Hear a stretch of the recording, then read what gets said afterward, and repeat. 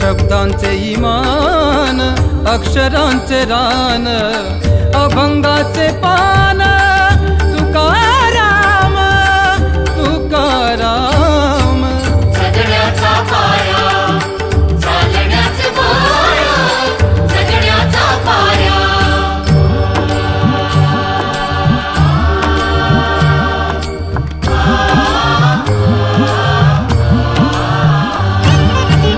वेदणारे मूळ, आशयाचे कूळ,